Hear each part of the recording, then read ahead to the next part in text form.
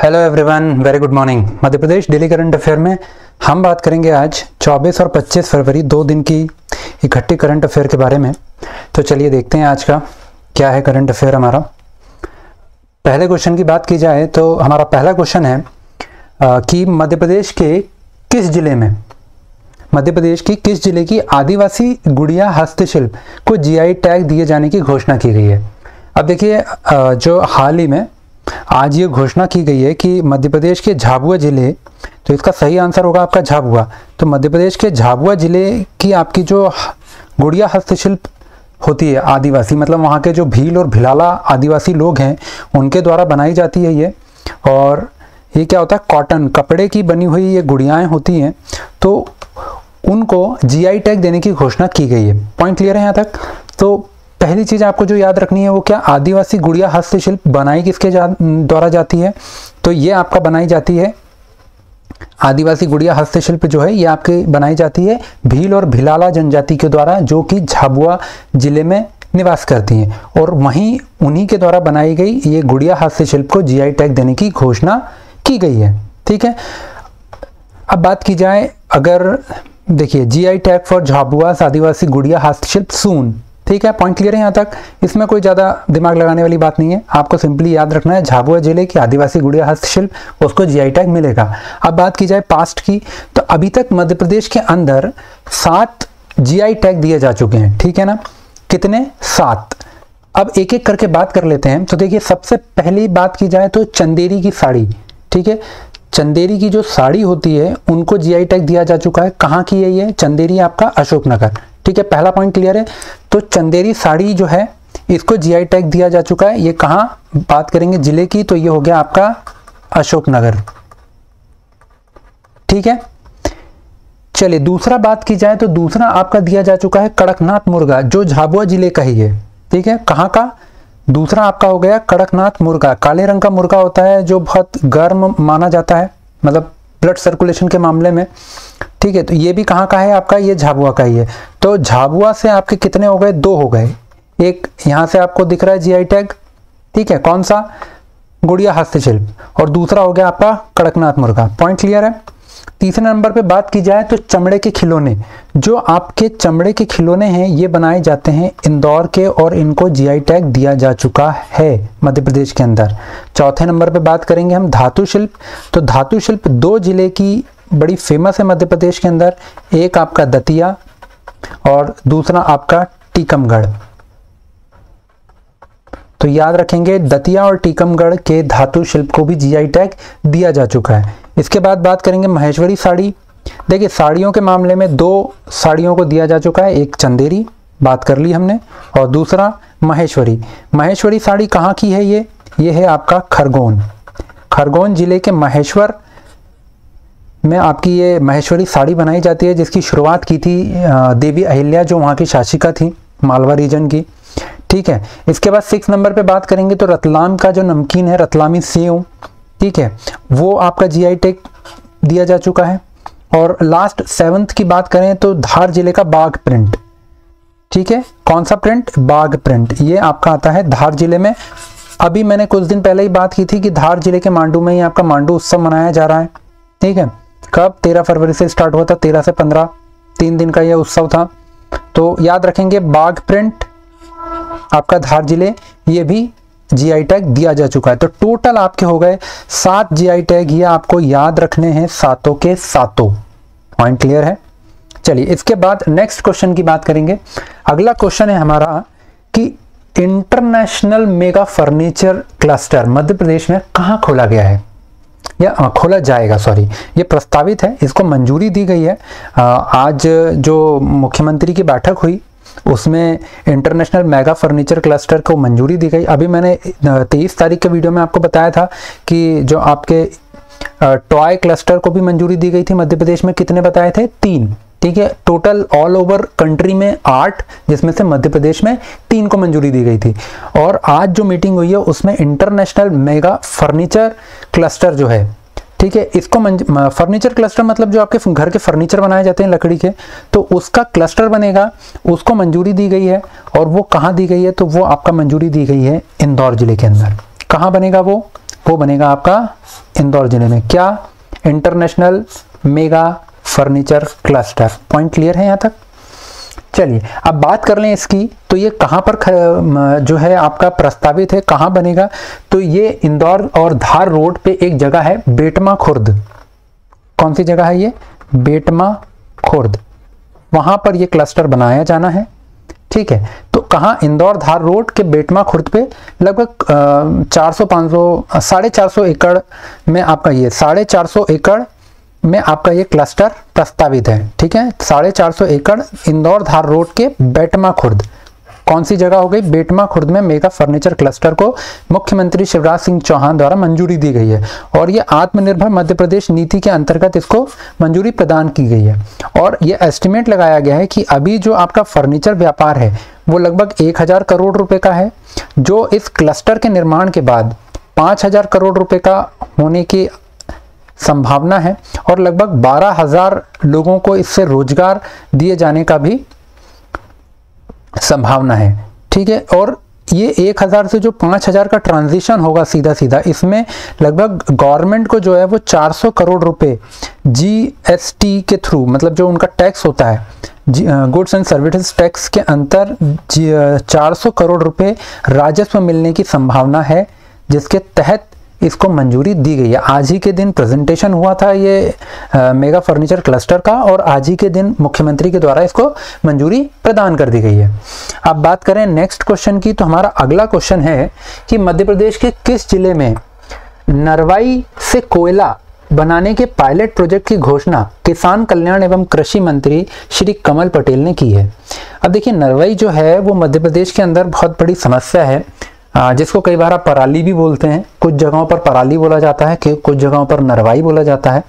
तो ये नरवाई जो होता क्या है कि जैसे आपकी फसल हुई, फसल कट जाती है, तो उसके बाद जो बच जाता है खेतों में, उसको क्या करते हैं किसान जला देते हैं अगली फसल उगाने से पहले। तो वो जो जलाना होता है तो उसमें क्या होता है, वो कालोच जो होती है, जिसको आप बोलते हैं, आपकी छतों पे भी कई बार वो उड़ के आती है, दिखती होगी। तो वो जो होता है ना, वो हर तरफ से नुकसानदायक होती है। एक तो एनवायरनमेंट पोल्यूशन तो हो ही रहा है, साथ में उसको जलाने से जो होता है ना, आपकी मिट्टी की उर्वरता भी कम होती है। तो उस चीज को ओवरकम करने के लिए सरकार ने क्या किया है कि एक पायलट प्रोजेक्ट की मंजूरी दी गई है। तो ये किस जिले में दी गई है कि वो जो पराली होगी, उस पराली से कोयला बनाने के लिए एक पायलट प्रोजेक्ट शुरू किया जाएगा आपका होशंगाबाद जिले के अंदर। ठीक है, कहाँ पर शुरू किया जाना है ये? तो ये आपका शुरू किया जाएगा पायलट प्रोजेक्ट होशंगाबाद जिले में। अभी मैंने आपको 2 दिन पहले ही बताया, होशंगाबाद जिले का नाम बदल करके क्या कर दिया गया है, तो ये आपका कर दिया गया है नर्मदापुरम। ठीक है, याद रहेगा, ये नर्मदापुरम अब से नाम होगा आपका होशंगाबाद जिले का, याद रखेंगे ये। हाँ, बात कर रहे थे नरवाई की, तो होशंगाबाद जिले में ही एक पायलट प्रोजेक्ट के तहत नरवाई से कोयला बनाने के लिए मंजूरी दी गई है आपके कृषि मंत्री जो हैं, कृषि विकास मंत्री श्री कमल पटेल के द्वारा। अब बात कर ली जाए नरवाई की, तो देखिए नरवाई के बारे में थोड़ा सा आज मुख्यमंत्री ने भी घोषणा की है कि नरवाई जो है वो नुकसानदायक है और उससे क्या क्या नुकसान होते हैं वो हानियां उन्होंने बताई है। अब देखिए, ये जो पॉइंट है आपका नरवाई जलाने से होने वाली हानियां, अगर बात की जाए मेंस के पॉइंट ऑफ व्यू से एमपीपीएससी के, तो ये इंपॉर्टेंट क्वेश्चन हो जाता है। ये 3 मार्कर में आपके आने की संभावना होती है कि नरवाई से आप क्या समझते हैं और नरवाई जलाने से होने वाली हानियां लिखिए। 3 नंबर में आपसे ये क्वेश्चन पूछ लिया। ठीक है, तो देखो आपको ये थोड़ा सा क्लियर होना चाहिए। तो देखिए, इसमें पहला जो मेन प्रॉब्लम होती है नरवाई जलाने से, वो कि मिट्टी में उपस्थित जो सूक्ष्म जीव होते हैं, ठीक है ना, वो आपके जल जाएंगे, जल के नष्ट हो जाएंगे। तो उससे क्या होगा, आपकी मिट्टी की उर्वरता पर विपरीत प्रभाव पड़ेगा। अब देखिए, सूक्ष्म जीव से मेरा कहने का मतलब जो है, जो किसानों के मित्र कहे जाते हैं आपके केचुए, तो यहाँ मैं बात कर रहा हूँ केचुए से। तो मिट्टी में केचुए और भी अदर जो छोटे छोटे जीव होते हैं, जो खेतों में जो पत्तियां हैं पेड़ों की जो गिरती हैं, तो उनको मतलब डिकम्पोज करते हैं और उससे खाद बनाते हैं, ह्यूमस बनाते हैं। तो वो सारी एक्टिविटी जो है ना, उन सूक्ष्म जीवों के खत्म हो जाने से बंद हो जाती है या कम पड़ जाती है। उससे क्या होगा, मिट्टी की उर्वरता पे विपरीत प्रभाव पड़ेगा, मिट्टी की उर्वरता कम हो जाएगी। तो पहला पॉइंट क्लियर है आपका। पहला पॉइंट क्या बात करी कि जो सूक्ष्म जीव हैं वो जल जाएंगे, मिट्टी में उपस्थित सूक्ष्म जीव जो है वो जलकर नष्ट हो जाएंगे, जिससे मिट्टी की उर्वरता पर विपरीत प्रभाव पड़ेगा। पॉइंट क्लियर है। दूसरे पॉइंट की बात की जाए तो मिट्टी की जो ऊपरी परत होती है, जो सबसे ज्यादा उर्वरक मानी जाती है, तो मिट्टी की ऊपरी परत में उपलब्ध पोषक तत्व जो हैं वो भी जल के नष्ट हो जाएंगे। पॉइंट क्लियर है। तो मिट्टी की ऊपरी परत में आपके जो उपलब्ध पोषक तत्व हैं जो फसल के लिए उपयोगी होते हैं वो भी आग में जल के नष्ट हो जाएंगे। तो ये दूसरा नुकसान हो गया आपका। पॉइंट क्लियर है। तीसरे की बात की जाए तो तीसरा आपका पॉइंट है कि मिट्टी जो है आपकी, आप जैसे पराली जला देते हैं या नरवाई जलाते हैं तो उसके बाद क्या होता है ना, मिट्टी में कठोरपन आ जाता है, थोड़ी सी कठोर हो जाती है मिट्टी।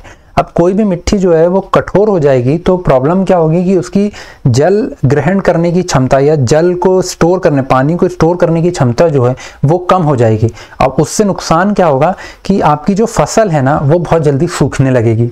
पॉइंट क्लियर है। तीसरा पॉइंट, तो भूमि क्या होगा, आपकी मिट्टी जो होगी खेत की वो कठोर हो जाएगी। कठोर होने से प्रॉब्लम क्या होगी, उसकी जल धारण क्षमता जो है वो कम हो जाएगी और इससे फसल जो है वो आपकी जल्दी सूखने लगेगी। पॉइंट क्लियर है।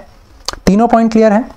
चलिए इसके बाद नेक्स्ट क्वेश्चन पे चलते हैं। नेक्स्ट क्वेश्चन है हमारा, हाल ही में श्रीमती प्रमिला वाजपेयी जी का निधन हो गया है, वह किस आयोग की पूर्व सदस्य थी।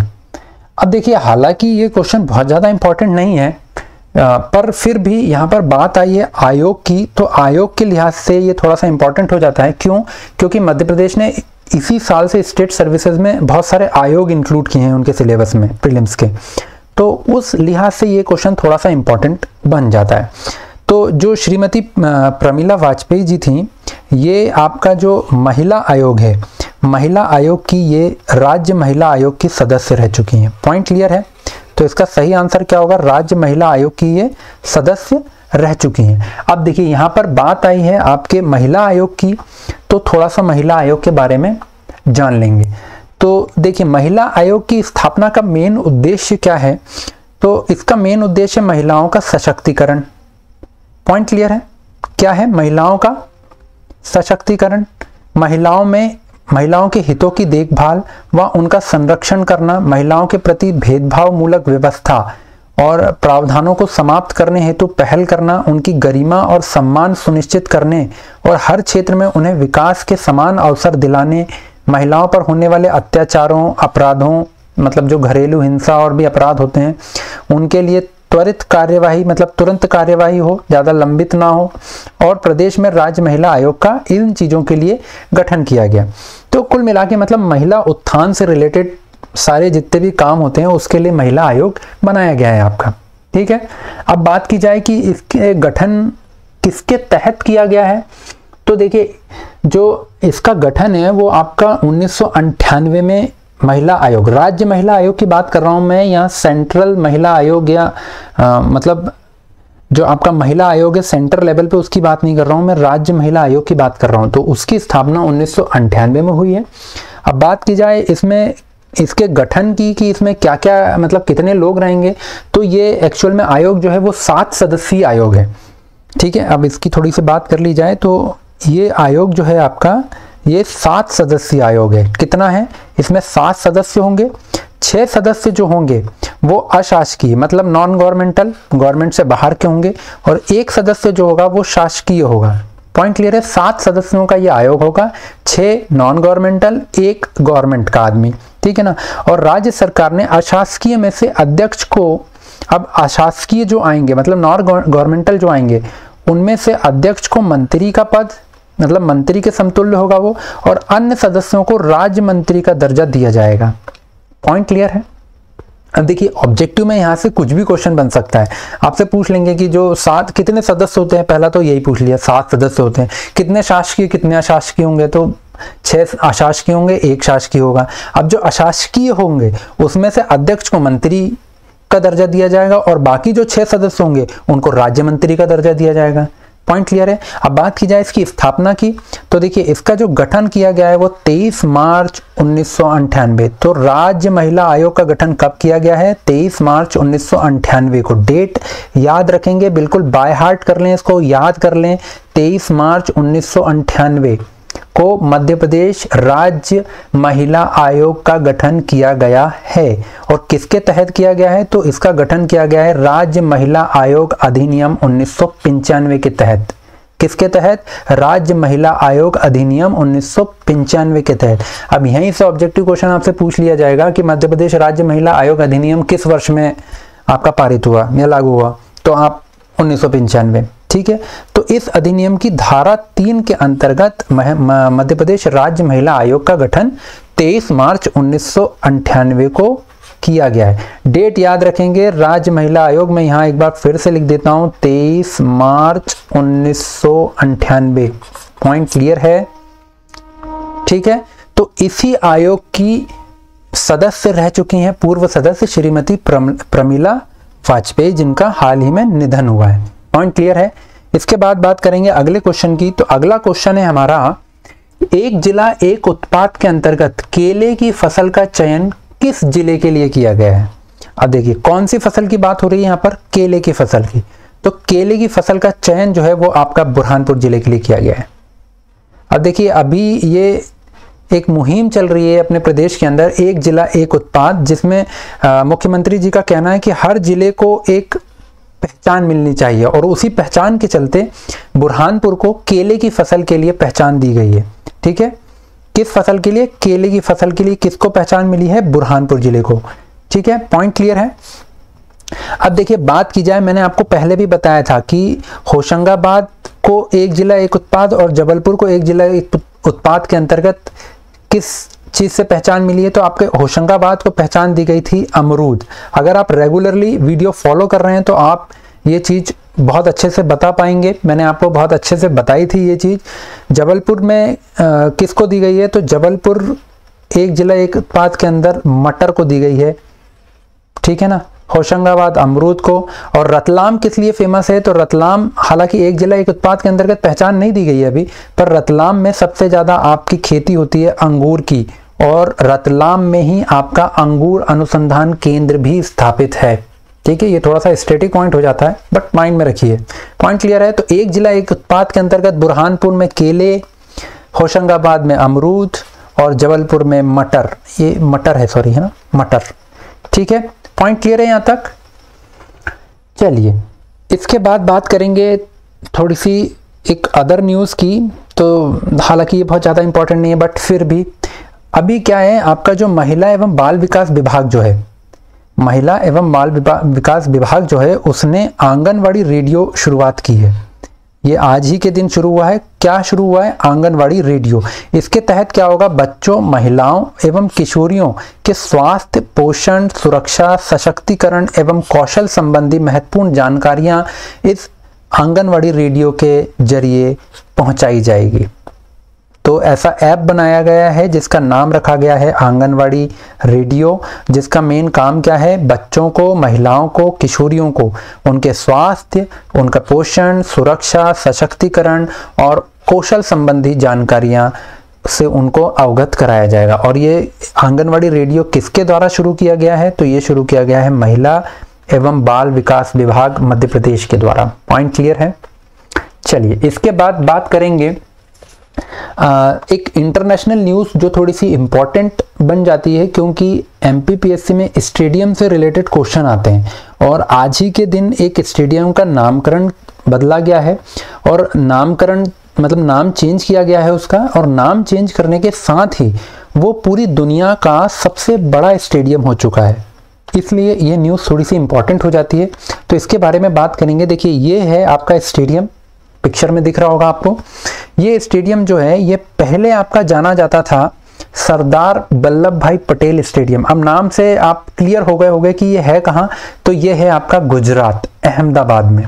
ठीक है, तो अब इसके बारे में बात कर लें कि ये न्यूज़ में क्यों है। तो देखिए पहला इसका पॉइंट है कि गुजरात के अहमदाबाद में तैयार हुए दुनिया के सबसे बड़े, तो अब पहला पॉइंट तो यहाँ से यही निकल के आता है कि दुनिया का सबसे बड़ा क्रिकेट स्टेडियम हो चुका है ये। ठीक है, जिसका नाम है मोटेरा। मोटेरा पहले नाम था, इसको सरदार वल्लभ भाई पटेल क्रिकेट स्टेडियम भी बोलते थे, लेकिन अब इसका नाम बदल करके नरेंद्र मोदी स्टेडियम रख दिया गया है। पॉइंट क्लियर है। तो अगर आपसे एग्जाम में क्वेश्चन पूछा जाता है नरेंद्र मोदी स्टेडियम कहाँ है, तो गुजरात राज्य में है। शहर पूछा जाए तो अहमदाबाद में है। पुराना नाम पूछा जाए तो मोटेरा क्रिकेट स्टेडियम या सरदार वल्लभ भाई क्रिकेट स्टेडियम। पॉइंट क्लियर है। और इस स्टेडियम का राष्ट्रपति रामनाथ कोविंद ने बुधवार को उद्घाटन किया है। ठीक है, पॉइंट क्लियर है।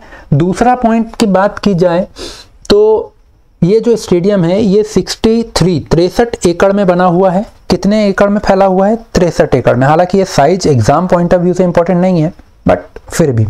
और इस स्टेडियम से पहले मेलबर्न का स्टेडियम जो था वो क्रिकेट का सबसे बड़ा स्टेडियम कहा जाता था।